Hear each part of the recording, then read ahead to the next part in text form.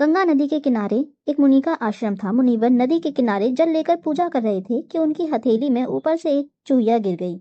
उस चूहिया को आकाश से बाज लिए जा रहा था। उसके पंजे से छूटकर वह नीचे गिर गई। मुनि ने उसे पीपल के पत्ते पर रखा और फिर से गंगा जल में स्नान किया। तभी वहां पर मुनि की पत्नी आ जाती हैं और देखती हैं कि चूहिया में अभी प्राण शेष थे। मुनि ने उसे अपने प्रताप से कन्या का रूप दे दिया। मुनि ने पत्नी को कन्या अर्पित करते हुए कहा कि इसे अपनी ही लड़की की तरह पालना। उनकी अपनी कोई संतान नहीं थी, इसलिए मुनि और उनकी पत्नी ने उसका लालन पालन बड़े ही प्रेम से किया।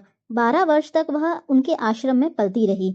जब वह विवाह योग्य अवस्था की हो गई, तब पत्नी ने मुनि से कहा, नाथ, अपनी कन्या अब विवाह योग्य हो गई है, इसके विवाह का प्रबंध कीजिए। मुनि ने कहा, मैं अभी सूर्य को बुलाकर इसे उसके हाथ सौंप देता हूँ। यदि इसे स्वीकार होगा तो उससे विवाह कर लेगी, अन्यथा नहीं। मुनि ने पुत्री से कहा, क्या यह त्रिलोक को प्रकाश देने वाला सूर्य तुम्हें पति रूप में स्वीकार है? पुत्री ने उत्तर दिया, पिताजी, यह तो आग जैसा गर्म है, मुझे स्वीकार नहीं। इससे अच्छा कोई वर बुलाएं। मुनि ने सूर्य से पूछा कि वह आपसे अच्छा कोई वर बताए। सूर्य ने कहा, मुझसे अच्छे बादल हैं जो मुझे ढककर छिपा लेते हैं। मुनि ने बादल को बुलाकर पुत्री से पूछा, क्या यह बादल तुम्हें पति रूप में स्वीकार है? पुत्री ने कहा, यह तो बहुत काला है, इससे भी अच्छे किसी वर को बुलाओ। मुनि ने बादल से पूछा कि उससे अच्छा कौन है? बादल ने कहा, हमसे अच्छा पवन है, जो हमें दिशाओं दिशाओं में उड़ाकर ले जाता है। मुनि ने पवन को बुलाया और कन्या से सुकृति पूछी। कन्या ने कहा, पिताजी, यह तो बड़े चंचल हैं, इससे भी अच्छे किसी वर को बुलाओ। मुनि ने पवन से पूछा कि उससे अच्छा कौन है? पवन ने कहा, मुझसे अच्छे तो पर्वत हैं, जो बड़ी से बड़ी आंधी में भी स्थिर रहते हैं।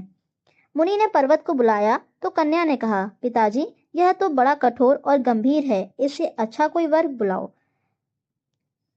मुनि ने पर्वत से कहा कि अपने से अच्छा कोई वर सुझाएं। तब पर्वत ने कहा, मुझसे अच्छा चूहा है, जो मुझे तोड़कर अपना बिल बना लेता है। मुनि ने तब चूहे को बुलाया और कन्या से कहा, पुत्री, क्या यह मूषक राज तुझे स्वीकार है? अगर हाँ, तो इससे विवाह कर ले। मुनि कन्या ने मूषक राज को बड़े ध्यान से देखा। उसके साथ उसे अपनापन अनुभव हो रहा था।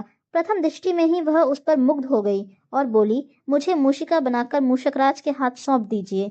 मुनि ने अपने तपोबल से उसे फिर से चूहिया बना दिया और चूहे के साथ उसका विवाह बड़े धूमधाम से कर दिया।